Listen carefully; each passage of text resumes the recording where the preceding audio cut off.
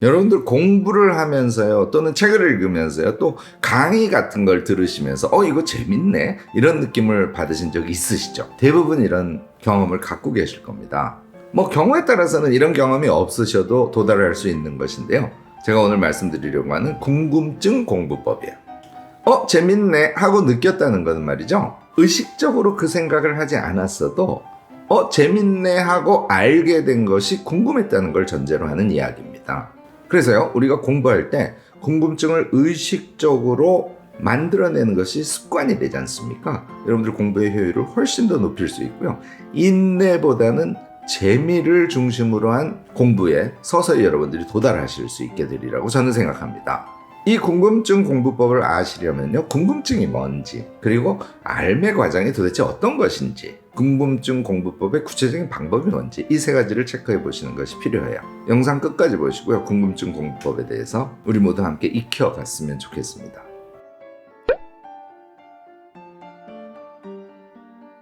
안녕하세요. 무엇이든 세 가지로 가르쳐드리는 명지대 교수 김익환입니다. 우리가 공부할 때요, 궁금증에 궁극적인 답이 있어요. 공부를 할 때마다 궁금증, 궁금해 이 상태가 되면 여러분들 공부 자체가 지루하지가 않고요, 그 순간순간에 알매 이르는 기쁨의 힘에 의해서 여러분들은 공부를 더 효과적으로 또 오래 지속할 수 있게 될 겁니다. 그냥 기사 읽는 예를 하나 들어볼까요? 해외발 변이 바이러스에 의해서 감염자가 30명이 발생했어, 이런 기사가 났다고 가정을 해보죠. 그러면 여러분들은 기사 제목을 보고 변이 바이러스가 뭐지? 30명의 감염자가 어디서 발생했지? 이런 게 궁금해지잖아요. 기사를 읽을 때는 어떻게 한다고요? 사실 꼼꼼하게 읽지는 않아요. 대부분의 사람이 자신의 궁금증을 풀기 위해서 듬성듬성 읽다가 변이 바이러스에 대한 설명이 나오거나 그 변이 바이러스가 어디에서 유래한 것인지 이런 사실들이 나오면 그것을 꼼꼼하게 보게 돼 있어요. 또 30명이 수도권에서는 어디에서, 지방에서는 어디에서 발생했는지 그 사실을 써놓은 기사의 내용으로 눈이 가게 마련이란 말이죠. 자, 여기에서 여러분들이 한 가지를 명확하게 발견하실 거예요. 궁금증이 있으면 그 궁금증을 해결해주는 지점에 집중해서 눈이 가고, 그것을 이해하면 다음으로 스킵해서 넘어가면서 또 집중해서 자신이 궁금해한 것을 읽고 이해하고. 자, 궁금증, 집중해서 어떤 포인트를 읽는 행위, 그리고 알매 과정. 이 일종의 공부의 핵심 메커니즘에 대해서 제가 지금 예를 들어서 말씀드린 것을 가지고 여러분들도 이해를 하셨으리라고 생각합니다. 자, 제가 예를 들은 기사를 읽을 때는 동기는 뭐였죠? 궁금증이었죠. 읽는 방법은 궁금증을 풀기 위한 읽기였잖아요. 얻은 것은 모르는 것을 알게 된 것. 느낌은 아하 하는 가벼운 깨달음 같은 것이죠. 이에 비해서요, 우리가 작심하고 공부를 하게 되지 않습니까? 얘가 다 달라져요. 동기는 목표 달성이에요. 읽는 방법은 학습을 하기 위해서 열심히 읽는 거예요. 성공을 했다면 얻은 것은 학습의 효과죠. 근데 느낌은 모두 부담감이에요. 경우에 따라서는 재미가 없어서 인내를 통해서 무엇인가를 달성해야 되는 것, 그게 공부죠. 앞서 말씀드린 기사 읽기를 통해서 알매 도달하는 것과 우리가 현재 무엇인가의 목적을 위해서 공부를 하는 것은 지금 말씀드린 대로 이렇게 다르답니다. 당연히요, 기사에서 예를 들은 그 방법으로 우리는 공부를 해야 된다고 저는 생각하고요, 여러분들께 정말 강력하게 이 점을 권하고 싶은 거죠. 나는 왜 이거를 깨닫지 못했을까, 이렇게 생각하시는 분들 계실 텐데요, 일단 중요한 건 그거 여러분들 책임이 아니에요. 그리고 쉽게 고칠 수 있는 것이기도 해요. 원인은 이미 여러분들 예측을 하셨겠지만, 당연히 입시 과정을 통해서 우리는 공부법이 몸에 익어 있거든요. 여기서부터 탈출하는 것이 우리가 제대로 공부하는 데 있어서 가장 핵심이 되는 것이죠. 입시 과정이라는 것은 목표를 설정해 놓고 그 목표를 달성하기 위해서 인내를 통해서 학습하는 것, 이게 우리가 원하든 원치 않건 우리에게 강요되어 있었던 거잖아요. 그리고 그것이 어린 시절 몸에 완전히 붙어버린 겁니다. 그래서 우리는 성적 올리기나 목표 달성하기와 같은 그런 목적을 달성하기 위한 공부가 평생 우리 몸을 따라다니는 겁니다. 요컨대 이 나쁜 습관을 끊어내야 우리는 공부를 제대로 할 수 있는 사람이 되는 거겠죠. 자, 그러기 위해서는 세 가지를 정리해 보셔야 되는데요, 앞서 말씀드린 대로 하나는 궁금증이에요. 궁금증이 뭔지에 대해서 생각을 해보셔야 되고, 두 번째는 그 궁금증을 풀어가는 알매 과정이라는 건 도대체 무엇인지, 이것도 한번 정리를 해보셔야 되고요, 세 번째는 이 두 가지 정리를 토대로 한 궁금증 공부법이 구체적으로 어떻게 하는 것인지, 얘를 알 필요가 있습니다. 이 세 가지를 알면요, 여러분들이 조금 연습을 통해서 구체적인 궁금증을 만들어내고 그것을 중심에 놓고 공부를 시작하실 수 있는 그런 새로운 습관을 몸에 붙이실 수 있으리라고 저는 생각합니다. 자, 궁금증이 뭔지에 대해서 먼저 체크를 해볼게요. 한 가지 실험해보면 금방 알 수 있어요. 공부법이 궁금하세요? 이렇게 물어보면요, 아, 네, 공부법 좋은 거 제가 잘 알면 참 좋긴 하겠네요, 이렇게 답하죠. 1시간 동안 집중해서 공부하는 방법에 대해서 알고 싶지 않으세요? 이렇게 얘기하면요, 아, 그거 너무 알고 싶어요. 자, 이 두 가지의 차이는 뭘까요? 당연히 구체성입니다. 5.18 민주화 운동이 궁금해요. 5.18 때 첫 번째 발포를 한 것은 누구의 명령에 의한 것일까요? 그거 너무 궁금하네요. 누구예요? 뭘 보면 알 수 있어요? 이렇게 구체화하면요, 궁금증의 사이즈가 달라지는 거죠. 궁금증은요, 추상적이고 큰 궁금증하고요, 구체적이고 작은 궁금증으로 나뉘어집니다. 담론, 이론, 어떤 큰 지식, 이런 게 전자에 속하고요, 어떤 작은 사실이라든지 작은 지식이라든지 이런 게 후자에 속하지 않겠어요? 일반적으로는요, 큰 궁금증보다 작은 궁금증이요, 궁금증의 강도가 강하고요, 또 알매 이르기가 수월해요. 당연히 공부를 잘하려면 이 작은 궁금증을 세팅해서 공부를 하는 것이 엄청 중요하다는 얘기를 제가 강조하고 싶은 것이죠.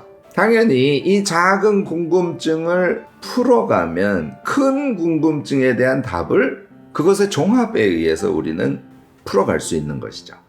여러분들이 이걸 깨달아가는 것이 궁금증 공부법의 첫 번째 과제가 될 겁니다. 두 번째는요, 알미란 무엇인가에 대한 거예요.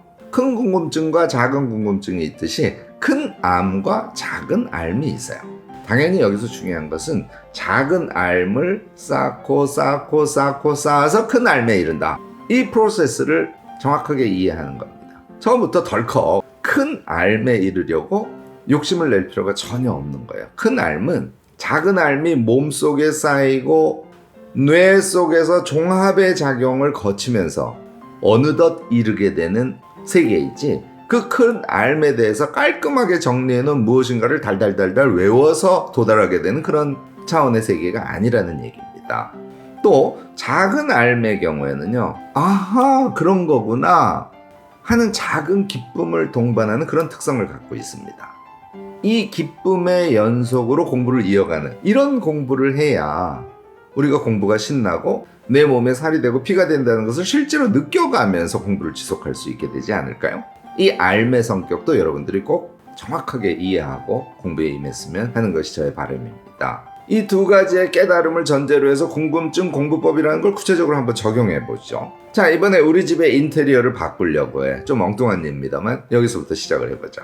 선 공부 후 실행이니까 당연히 인테리어에 대해서 공부를 해야 돼요. 그런데 공부를 시작하려고 하니 인테리어에 대해서 궁금해. 물론 이거 궁금하죠. 그런데 너무 큰 궁금증이에요. 얘를 분해해서 작은 궁금증으로 만들어가는 것이 엄청 중요하죠. 이때 우리가 잘 활용할 수 있는 게요, 백과사전 같은 것들이에요. 백과사전에서 인테리어라는 항목을 보고 쭉 읽어봤더니 인테리어와 관련해서는 벽지라든지 바닥 이런 영역이 있고, 가구 배치 영역이 있고, 조명 같은 영역이 있고, 커튼 같은 것들이 있고, 뭐 화분 뭐 이런 것도 인테리어 관련해서 굉장히 중요한 것이군. 색감의 대비라든지 색감의 어울림이라든지 이런 것들이 인테리어에서 굉장히 중요한 개념에 속하는구나. 백과사전을 통해서 여기까지 인지를 했습니다. 여기에서 구체적인 궁금증이 발생하는 거죠. 가구 배치에도 이론이 있다고? 조명과 실내 분위기의 영향관계는 도대체 어떤 것이지? 실내에서 잘 키울 수 있는 화분에 대해서도 내가 잘 알면 좋겠네? 이런 궁금증이 백과사전을 좀 꼼꼼하게 읽는 정도의 수준만 가지고도 우리에게 확 밀려온다는 것이에요. 이걸 만들어내는 것이 궁금증 공부의 핵심입니다. 자, 여기에 이르르면, 다시 말해서 구체적인 궁금증이 세팅이 되면 걔를 메모를 해놓고요, 그것을 공부할 수 있는 자료조사를 합니다. 자료조사한 것을, 물론 이제 그 자료 중에서 좋은 놈을 먼저 골라야죠. 그래서 그것을 시간과 매칭해서 세팅을 해두면 그게 인테리어를 하기 위한 자신의 공부 계획이 되는 거죠. 이렇게 해서 인테리어와 관련된 공부를 구체적으로 진행을 하고, 그렇게 해서 최종적으로 깨닫게 된 어떤 자신의 생각들을 토대로 해서 인테리어를 진행하는 것이 실패하지 않는, 정말 자기의 마음에 드는 인테리어를 하는 가장 핵심이 되는 방법이라는 겁니다. 지금 이 궁금증 공부법은요, 제가 대학생 여러분들을 위해서는요, 수강 신청을 해서 전략적으로 수강을 하는 방법과 관련해서 영상을 올려뒀는데요. 그 안에 궁금증 공부법을 같이 소개를 해두었어요. 시간이 되시는 분들은요, 이 영상을 꼭 참조해 보시기 바랍니다. 대학 수강뿐만 아니라 우리가 일반적으로 공부를 할 때 이 궁금증 전략이라는 것을 어떻게 적용할 수 있을지에 대해서 조금은 도움이 되지 않을까 싶네요. 이 궁금증 공부법의 적용과 관련해서는 정말 수많은 예를 우리가 생각해 볼 수 있죠.